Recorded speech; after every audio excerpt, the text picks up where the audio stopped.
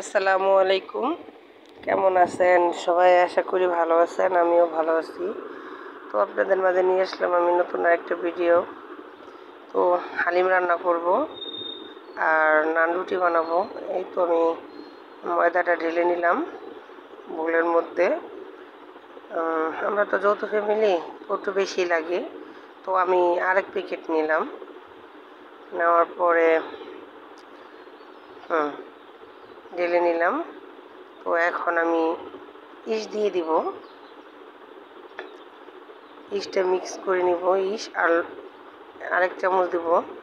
2 KG আটার মধ্যে 2 cup east ঢেলে দিলাম। তো তারপরে স্বাদ মতো লবণ দিয়ে দিলাম। দেওয়ার পরে এটা এখন নাড়াচাড়া করে নিব আমি। নাড়াচাড়া করার পরে এখন গরম পানি ঢেলে দিব। গরম পানি ঢেলে নাড়াচাড়া করতে থাকবো। এই তো নেড়ে চেড়ে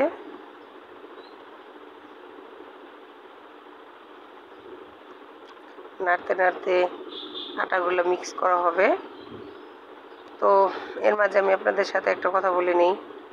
তো আমার চ্যানেলটাকে একটু সাবস্ক্রাইব করে দিবেন আর বেল বাটনটা টিপে দিবেন আর একটা লাইক দিবেন। তো আটাটা ছানানো হয়ে গেছে, এখন আমি তেল দিয়ে দিচ্ছি, সাদা তেল, যেটা আমরা সয়াবিন তেল বলি। এই তেলটা দিয়ে দিচ্ছি। এটা দিয়ে আটাটাকে মেখে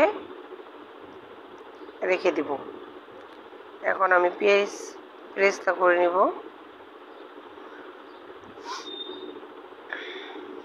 পেস্টটা করে নিচ্ছি। আর কড়াইতে পেঁয়াজ দিয়ে দিলাম আর তেলের মধ্যে। এখন হইতেছে আমি হালিমটা গরম পানির মধ্যে ভিজিয়ে রাখবো 20 মিনিট পর্যন্ত। এই যে ফুটানো পানি। তো হালিমটা আমি ঢেলে নাড়াচাড়া করে আমি ঢেকে রাখবো 20 মিনিট পর্যন্ত। এটা হালিম মিক্স। এটা ঢেলে দিলাম গরম পানির মধ্যে। পানিটা অনেক ফুটন্ত পানিতে আমি ঢেলে দিলাম।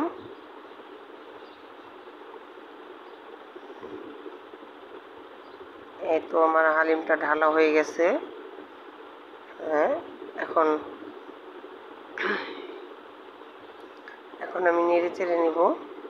নেড়ে চেড়ে একটু দানা দানা হয়ে গেলে ওটা নেড়ে চেড়ে দিলে ভেঙে যাবে, গলে যাবে, তাই একটু নেড়ে চেড়ে দিচ্ছি। পরে আমি ঢেকে রাখবো। এই তো আমার পেঁয়াজটা এদিক দিয়ে বেরেস্তা হয়ে গেছে। তো ওইটা আমি এখন নামাই নিব। এই তো নামাই নিতেছি।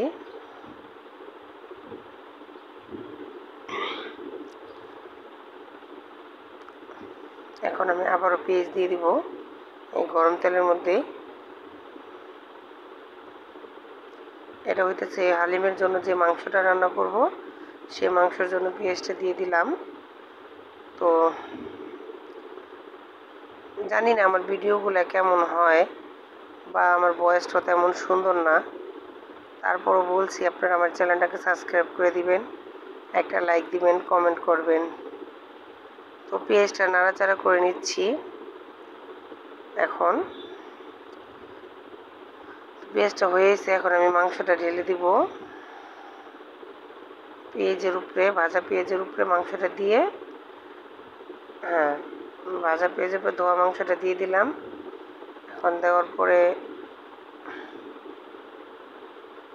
হালিম মিক্সের মধ্যে যে মশলাটা থাকে, একটু নাড়াচাড়া করে, এই যে হালিম মিক্সের মধ্যে যে মশলাটা থাকে, 4-5টা কাঁচামরিচ দিলাম আমি আলাম। আর এখন হালিম মিক্সের মশলাগুলো ঢেলে দিব মাংসটার মধ্যে।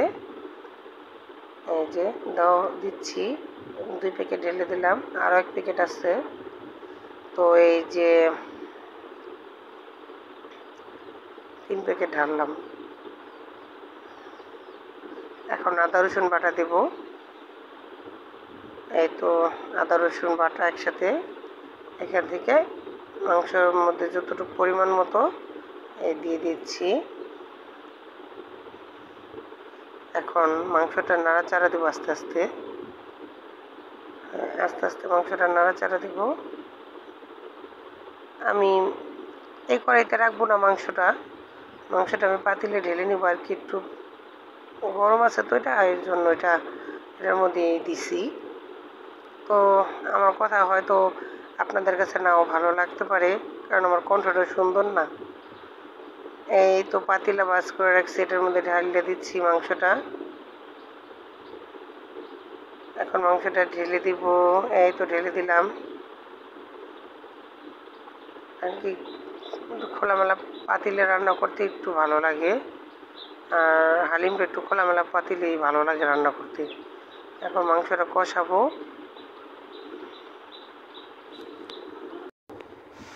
তো মাংসটা আমি ঢেকে দিলাম। এখন মাংসটা নেড়ে চেড়ে নিব। মাংসটা প্রায় কষানো হয়ে যেতেছে।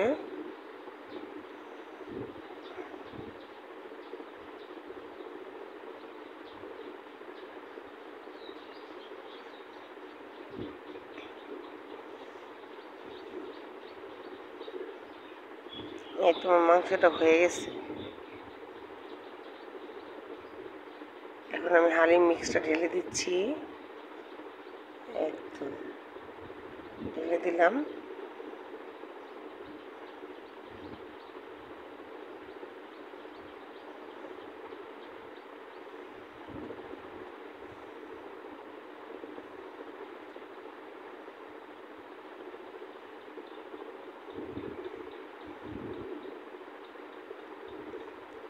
এই সব কিছু দেওয়া হয়ে গেল। এখন হালিমটা আস্তে আস্তে নাড়তে হবে, নেড়ে চেড়ে রাখতে হবে।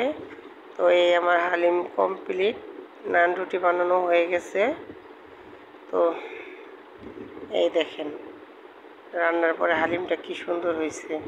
তো জানি না আপনারা কেমন করে বানান, কমেন্ট করবেন আর আমার চ্যানেলটাকে সাবস্ক্রাইব করে দিবেন।